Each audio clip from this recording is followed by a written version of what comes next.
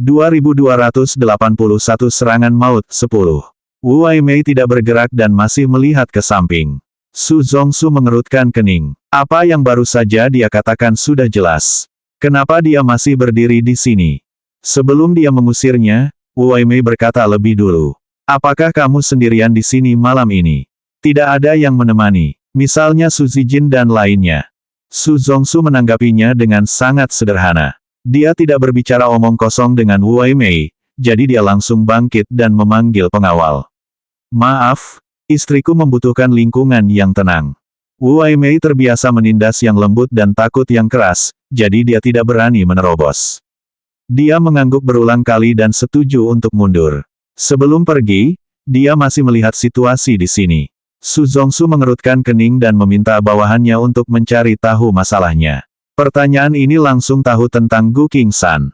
Mengetahui bahwa dia telah dipotong mikroskop oleh rentenir yang mengancam untuk membayar kembali uangnya, dia masih tinggal di bangsal, tetapi tidak ada yang datang untuk melihatnya kecuali ibunya. Su Zongsu bersikap dingin. Apa yang disebut lumpur tidak dapat menahan tembok, ini dia. Awalnya, kartu bagus itu dibuat seperti ini oleh mereka. Tapi benar juga, karena mereka menerima saran riba dan jatuh cinta pada Gu Qingqing senilai beberapa juta yuan, mereka seharusnya bisa membayangkan hasilnya. Jadi hari ini Wu Waimei datang ke sini, dan seharusnya dia meminta uang setelah mengetahui bahwa dia juga dirawat di rumah sakit. Namun, rentenir itu selalu diatur oleh putrinya. Apakah dia terlalu memaksa untuk melakukannya? Memikirkan hal ini, dia mengeluarkan 600 yuan dari dompetnya dan merekrut salah satu pengawalnya. Dengan begitu, katakan padanya, dia bekerja di rumahku. Aku mendengar putranya sakit dan dia bekerja sebagai tuan dan pelayan.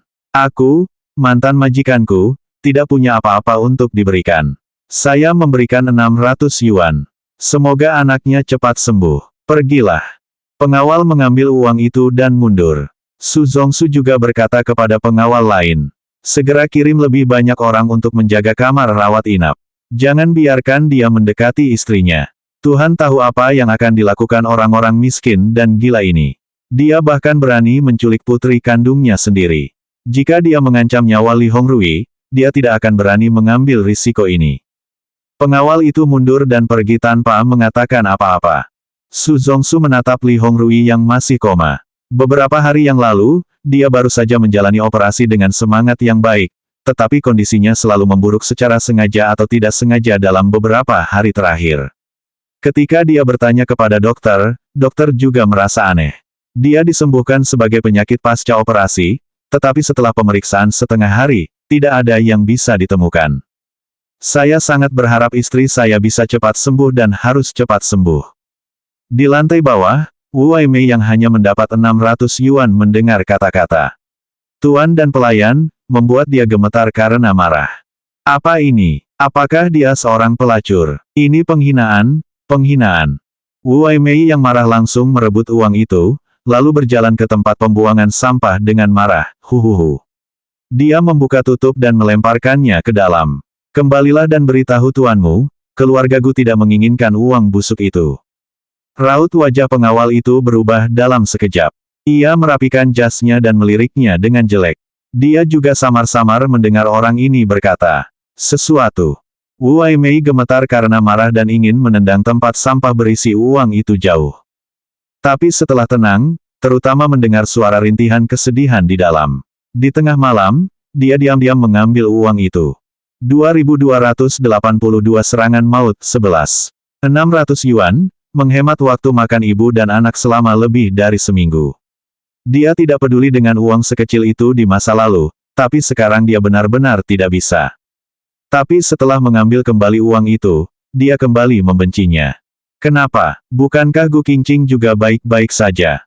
Tidak ada yang terluka, dan dia telah kembali bersama Leng Xicheng. Dia memang salah dalam merancangnya, tapi dia sudah membesarkannya selama lebih dari 20 tahun.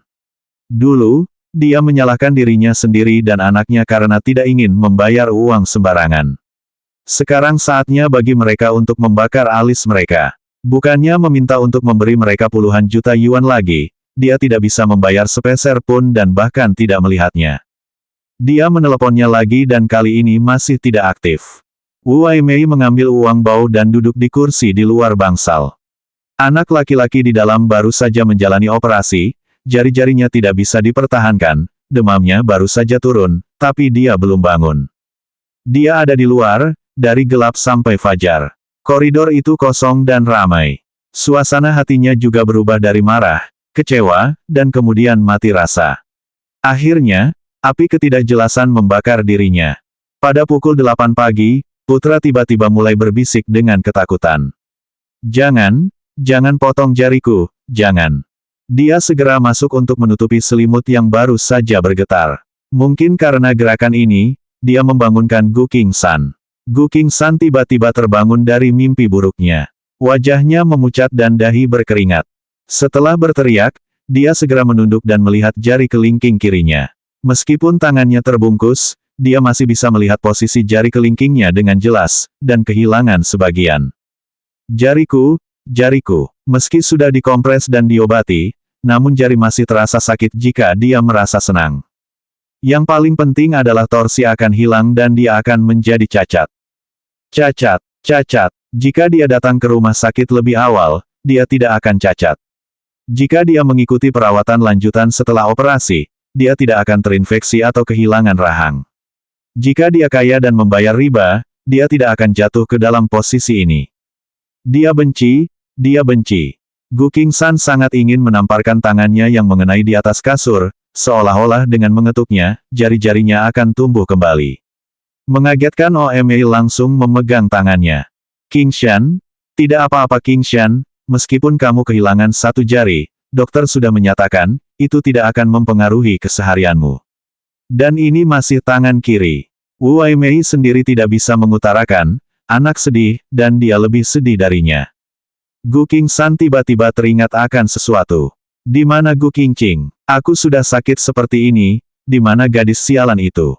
Begitu disebut Gu Qingqing, wajah Wu Weimei langsung tenggelam. Dia sama sekali tidak datang dan tidak mengangkat ponselnya. Apa katamu? Gu Qingsan tertegun sesaat, lalu baru marah, dia benar-benar tidak peduli dengan kita. Dia tidak peduli dengan kita. Wu Weimei tampil dingin tanpa mengucapkan kata pun. Angin menyampaikan bangsa dan dalam sekejap menjadi sedikit dingin.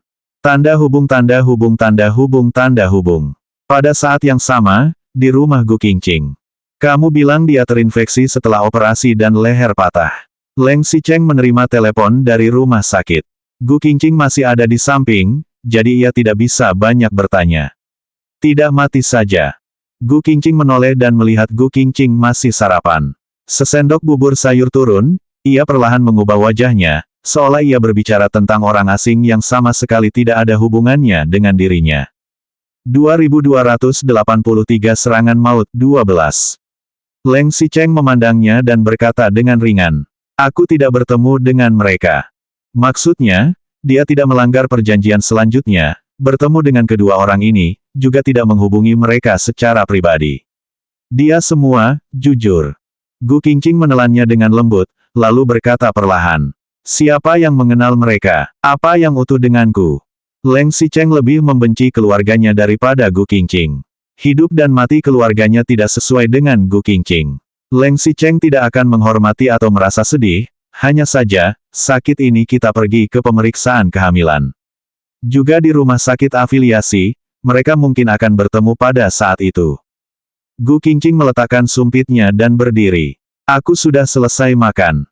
Meskipun suaranya dingin, Leng Xicheng bisa merasakan bahwa nada suaranya tidak membuat marah. Yang jelas, jari Gu Qingsan telah patah, dan sampai batas tertentu masih mengimbangi sebagian keluhannya. Dia berbisik ke arah sana, Sang Xia, awasi kedua orang ini. Segera hubungi aku jika ada sesuatu. Selama dia tidak begitu tegas menolak hubungan antara dirinya dengan kedua orang ini, dia pasti akan segera pergi dan bertanya. Baginya, satu-satunya peran kedua orang ini sekarang adalah bertemu siapa dalang di balik layar. Tanda hubung.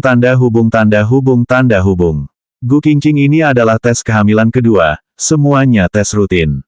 Hanya karena tubuhnya lemah, dia memiliki riwayat aborsi sebelumnya. Setelah melakukan tes, dokter memberi beberapa saran lagi. Kedua orang itu telah pergi, dan mereka tidak menyebutkan atau melihat apa yang dimaksud oleh kedua orang itu. Wu Aimei dan Gu Qingshan secara alami tidak tahu. Tapi mereka tidak tahu, bukan berarti Su Zijin juga tidak tahu.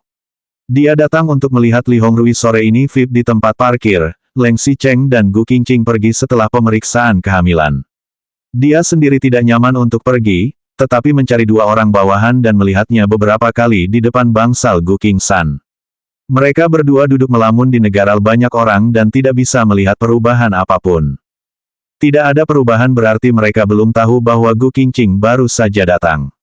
Bagaimana dia bisa melepaskan hal seperti ini dengan mudah? Di satu sisi, setelah dia kembali, dia mencari Su Zongsu. Aku mendengar semalam Gu Qingqing dan ibunya datang untuk membuat masalah. Ada apa? Tangan dipotong-dipotong oleh rentenir, dan dia datang untuk mengira bahwa dia menginginkan uang. Su Zongsu juga bertanya, apakah kamu menyuruh mereka melakukan riba? Jangan terlalu keras. Petik 2 tanda tanya, saya tidak memaksa mereka untuk meminjam uang. Siapa yang menyebut Gu Qingshan sebagai pelaku judi? Hei, ayah, mengapa mereka tidak meminta Gu Qingqing jika mereka tidak punya uang? Setelah leluhuran ini, aku pikir dia dan kedua orang ini tidak bisa berbaikan seperti dulu lagi. Su Zongsu berkata dengan ringan. Dulu, kamu menyarankan agar ibu dan anak itu pergi dan membawa Gu Qingqing pergi, dan itu hampir berhasil. Ayah, jika begitu, aku punya ide. Ia memutar bola matanya dan membunuh Gu Qingqing sendiri. Setelah Su Zongsu mengetahui kebenarannya, ia mungkin masih marah pada dirinya sendiri. Tapi jika dia juga ikut dalam rencana ini, maka dia akan melihat alasan apa dia tidak memaafkannya. Ini, tidak mungkin kan? Lagi pula, Gu Qingqing sudah pernah menderita sekali. Ia juga bukan orang bodoh, bagaimana ia bisa melakukannya lagi? Walaupun dia tidak ingin tertipu, tapi selama dia menghadapi ibu dan kakaknya, dia tidak akan memberi mereka kesempatan untuk berbicara, kan? Selama ada kesempatan ini, mereka bisa melakukannya. Ayah, ini adalah satu-satunya kesempatan untuk membereskan Gu Qingqing. Kalau tidak, setelah dia melahirkan dan diterima oleh Paman Leng, keluarga kita akan hancur. 2284 Serangan Maut 13. Su Zongsu masih sedikit ragu, dia terbiasa mengatur permainan dengan baik dan merencanakan segalanya dengan sempurna. Ide putrinya memang membuatnya sedikit terkesan, tetapi apakah pihak lain benar-benar akan mengikuti cara yang mereka pikirkan? Apa mereka akan tahu jika semua ini terungkap? Banyak pemikiran terlintas di benakku, tapi begitu dia berbalik, dia melihat cahaya kejam di mata putrinya, seperti yang diinginkan. Perasaan itu sulit untuk dijelaskan, seperti serigala yang telah memutuskan sesuatu, dan juga seperti serigala yang bersembunyi di dalam kegelapan, yang membuat orang menggigil kedinginan. Su Zijin menunduk dan melihat ekspresi ayahnya. Mungkin dia juga merasa kata-katanya terlalu kejam. Dia segera menenangkan diri dan mengubah nada suara yang lebih lemah. Petik 2. Ayah, apakah pesanku terdengar agak berat? Aku juga khawatir keluargaku akan terseret oleh urusan Gu Qingqing. Bagaimana bisa? Setelah Su Zongsu tertegun, ia pun tersadar dan menamparkan tangan Su Zijin dengan lembut. Ayah sudah tua. Anda melakukan hal-hal yang lebih kejam, mal seperti medan perang. Berbaik sangka kepada musuh adalah kejam terhadap diri sendiri. Kami, Gu Qingqing, dan Liang keluarga Leng telah menikah, dan tidak ada cara untuk menenangkan mereka. Daripada membiarkan mereka tahu bahwa kami yang melakukan pengunduhan, lebih baik bertindak terlebih dahulu ingin. Ayah sudah tua, banyak hal yang tidak bisa saya lakukan. Kali ini ibumu sakit, dan ayah sekarang hanya dia kembali sehat, dan urusan bisnis membutuhkan keputusanmu di masa depan. Hanya saja Sangxia, kamu memiliki banyak ide yang bagus, tetapi terlalu impulsif dan mengabaikan masa depan mudah ditangkap oleh pihak lain, dan pada saat itu, kita sendiri yang akan menderita. Bahkan jika Su Zijin memanfaatkan Su Zongsu dengan murni, dia merasa tidak nyaman setelah mendengarnya. Dia segera memeluk dan memegang tangannya. Ayah, aku pasti akan menghormati ayah dan ibu di masa depan. Su Zongsu juga menamparkan tangannya dan tersenyum. Tidak perlu berbakti. Meskipun ayah tidak memiliki anak laki-laki, tapi ada putri yang begitu baik sepertimu. Ayah tidak berharap kamu bisa memiliki banyak uang di masa depan. Selama kamu aman dan hidup nyaman, kamu bisa memiliki lebih banyak anak dengan Nizining. Su Zijin masih sedikit malu saat mengatakan kalimat terakhir. Ayah, kenapa kamu selalu mengatakan ini? Dia bangkit dan keluar dari pintu, senyum di wajahnya tiba-tiba tenggelam. Dia berpikir sejenak dan diam-diam memerintahkan bawahannya untuk melakukan sesuatu.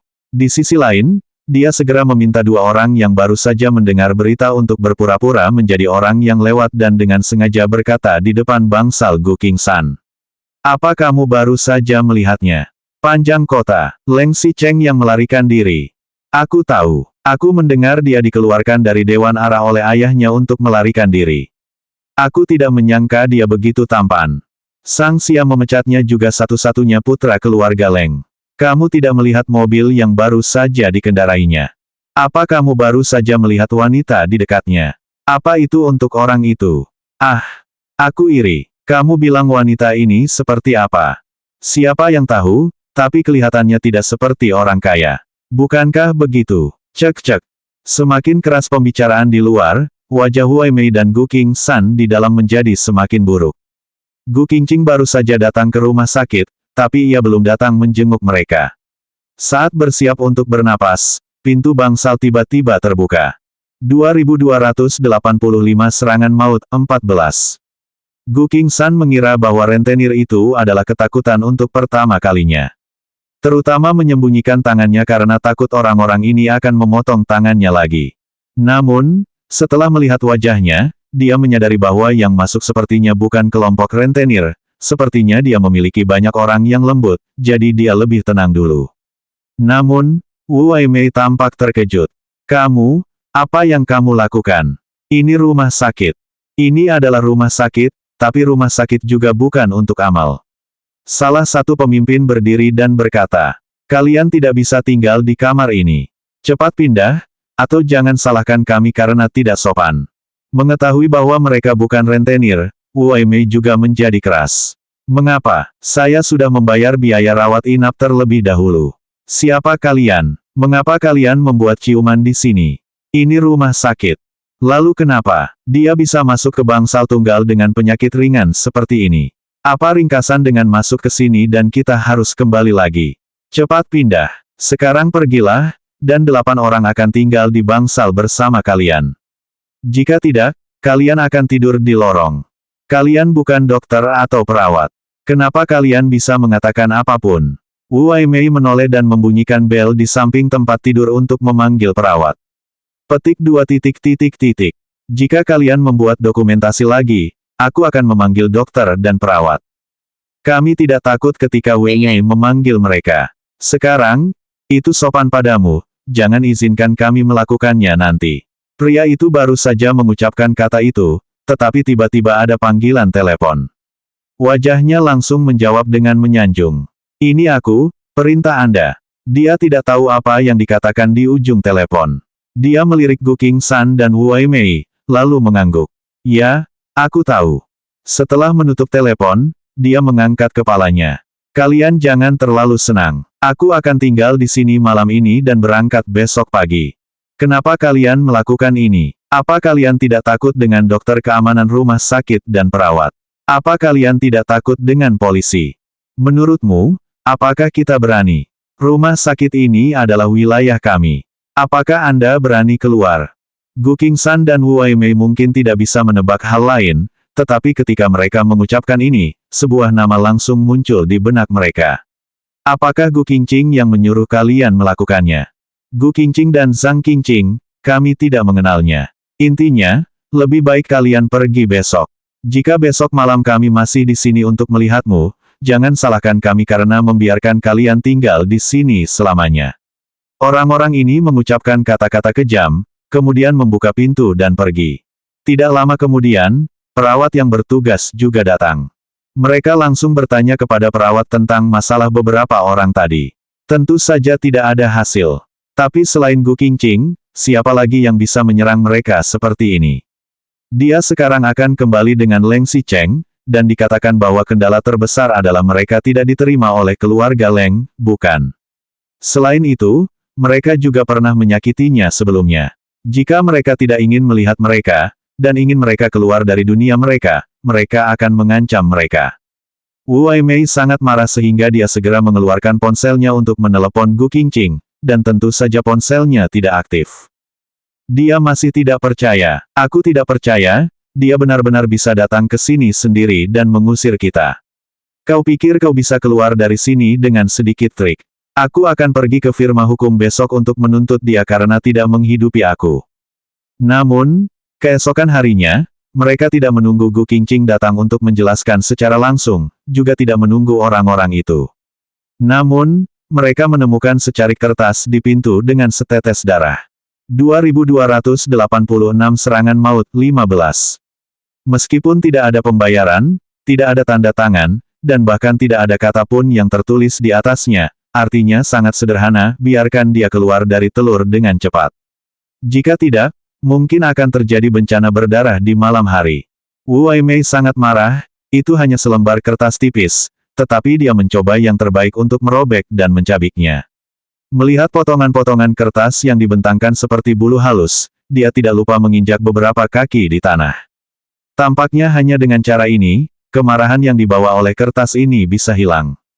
Aku tidak percaya, hari ini, jika Gu Qingqing tidak memberi kami penjelasan, aku tidak akan pergi.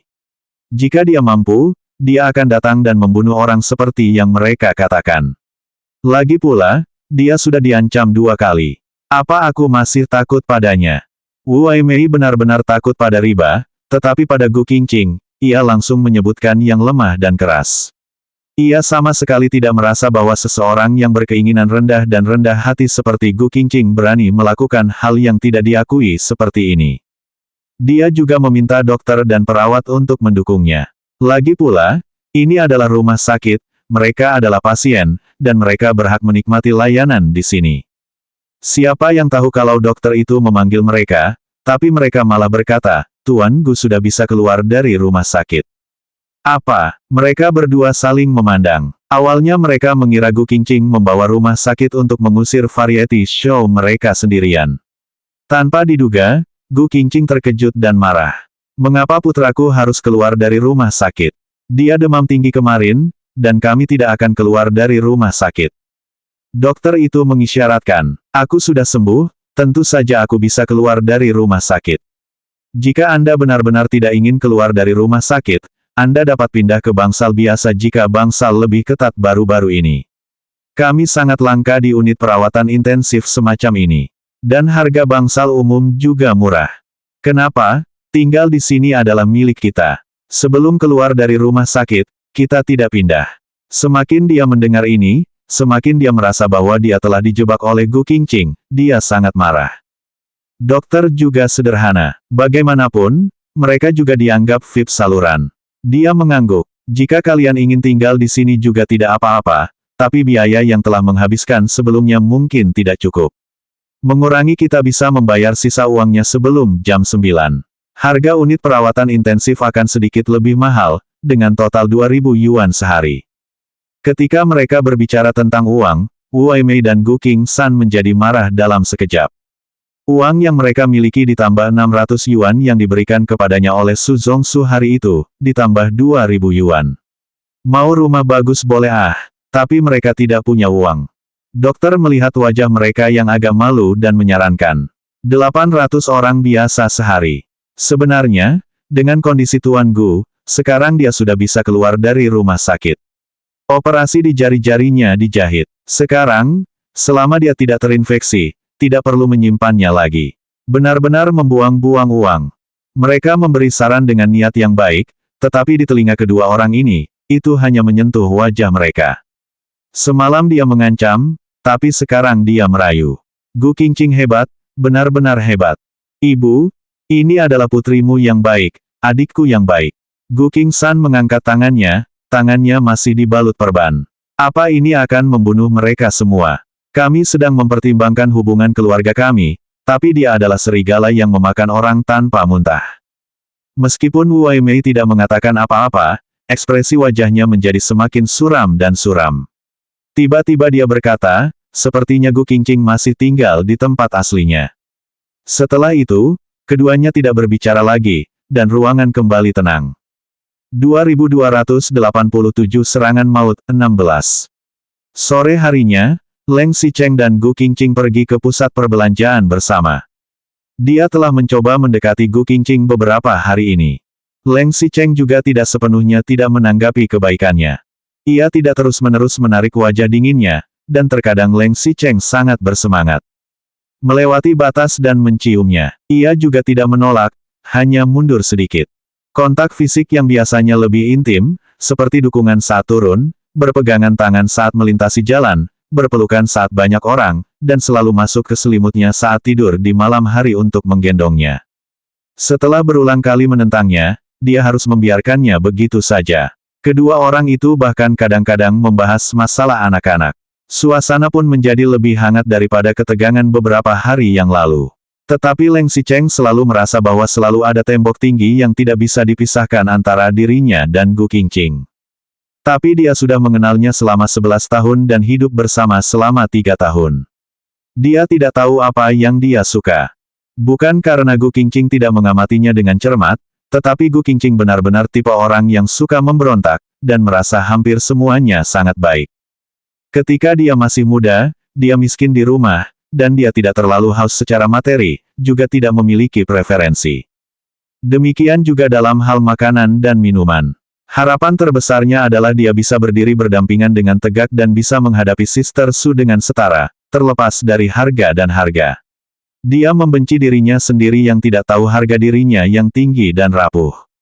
Dia selalu menginjakan martabatnya di bawah telapak kakinya, dan bahkan secara sadar tidak memanjakan pacarnya yang memfitnahnya. Sekarang dia telah pulih, tetapi dia tidak tahu bagaimana cara memperbaikinya.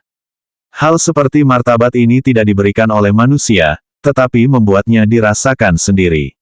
Bahkan jika dia sekarang menarik semua wanita yang pernah dia gosipkan, berlutut dan mengakui kesalahannya, martabat seperti ini tidak bisa dimenangkan oleh orang lain dengan suara rendah. Semuanya tergantung pada dirinya sendiri. Tapi keyakinannya sendiri tidak pernah berubah.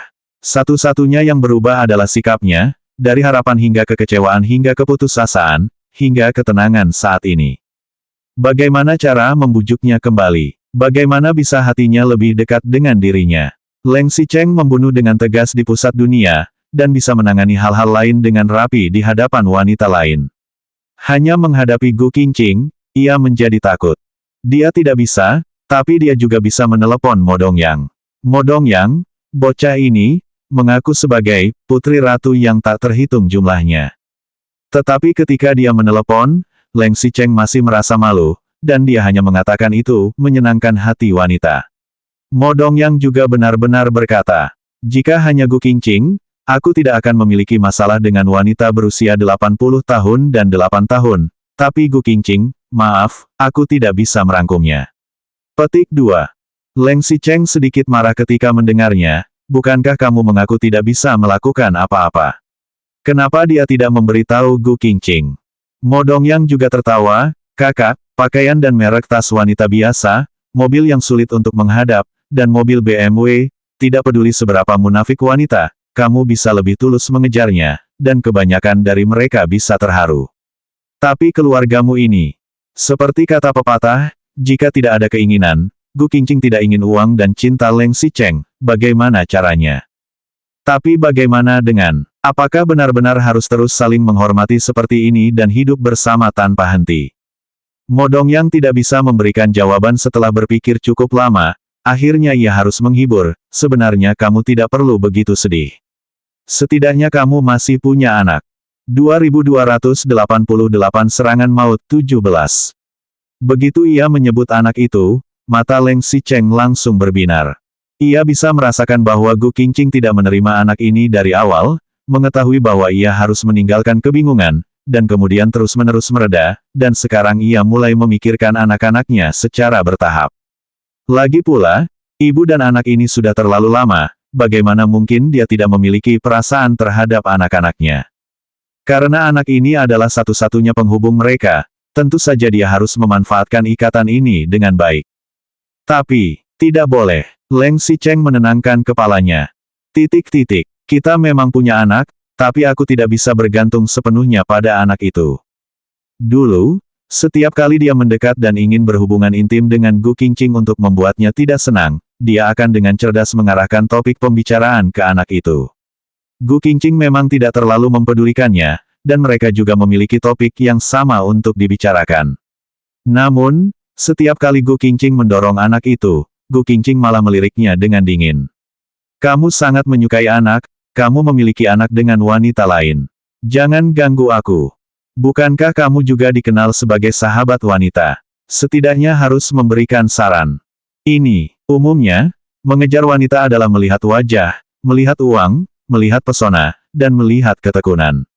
Faktanya, apa yang Anda katakan adalah apa yang Anda lakukan. Apa dia suka sesuatu, lakukan apa yang dia suka dan beli. Leng Xicheng berpikir sejenak, Gu Qingqing tidak memiliki persyaratan materi, dan bahkan merasa jijik dengan kehidupan mewah orang kaya. Sebelumnya dia pernah membelikannya batu permata, baju dan tas, sepertinya dia tidak terlalu menyukainya. Dia sekarang tidak ingin menghabiskan uangnya, bahkan memberi setengah dari uang untuk memasak. Dia sudah lama mengatakan bahwa dibandingkan dengan menghabiskan uangnya, dia lebih suka mengandalkan tangannya sendiri untuk mendapatkan gaji. Tidak, lalu, apa yang dia pedulikan dan hobi spesialnya? Tidak juga, untuk mengatakan bahwa dia peduli pada keluarganya. Tidak masalah jika dia menindasnya, tapi selama dia menyakiti keluarganya, dia akan langsung berubah menjadi pejuang, mengangkat seluruh tubuhnya dan berkumpul. Tapi sekarang keluarganya menyakitinya seperti ini, dia bahkan tidak peduli tentang hal terakhir ini. Bukankah dia bahkan tidak bisa menemukan arah yang menyenangkannya? Lalu, apa dia punya teman yang sangat baik? Kadang-kadang, lagu itu menyelamatkan negara dan meminta teman yang baik untuk dibujuk, mungkinkah dia akan berubah pikiran? Li Yuyu memanggil nama temannya. Tapi Li Yuyu tidak terlalu akrab, meskipun dia tahu bahwa dia memiliki hubungan yang baik dengan Gu Qingqing and alumni besar, dia pernah bertemu sebelumnya, dan dia bekerja di Huangting Entertainment. Tetapi tidak lama setelah Gu Qingqing menceraikannya, Li Yuyu tiba-tiba mendorong ke kantornya dan langsung merobeknya. Kamu bodoh, jangan pikir kamu bisa menindas orang dengan uang. Petik 2. Waktu itu Leng Xiaobeng masih berada di samping dengan Lucy saat bersentuhan, dia mengerutkan kening begitu mendengar kata-katanya. Dia terlalu malas untuk merobek Li Yuyu, dan langsung menginterogasi sekretaris Cheng yang tidak berhenti. Panggil keamanan. Tidak perlu memanggil penjaga keamanan, aku akan pergi sendiri. Aku tidak ingin tinggal di tempat sialan ini. Setelah selesai berbicara, Li Yuyu langsung membuka lencananya dan menamparkan mejanya, lalu pergi. Setelah itu, Leng Xicheng benar-benar menerima pengunduran dirinya. Artinya sangat sederhana. Ia mengira Leng Xicheng telah menyebutkan Gu Qingqing, dan mereka bercerai, ia juga tidak ingin bergaul di sini. 2289 Serangan Maut 18. Dia tidak tahu banyak tentang satu-satunya teman baik Gu Qingqing ini. Meskipun dia telah menyelesaikan masalah, dia tahu bahwa ayah dan ibunya telah bercerai, mengetahui bahwa mantan pacarnya telah berselingkuh, dan dia juga tahu bahwa dia bekerja keras dan tidak dapat melindungi kekurangannya. Ia tahu bahwa Li Yuyu baik-baik saja. Ketika ia masih berada di Huangting Entertainment, ia juga mempromosikan dirinya. Tapi semua penyelidikan itu ada di atas kertas. Dia bahkan tidak pernah mengucapkan kata pun kepada Li Yuyu. Bagaimana bisa begitu mudah untuk menginstal sekarang? Tapi Li Yuyu adalah satu-satunya orang yang bisa mempengaruhi Gu Qingqing.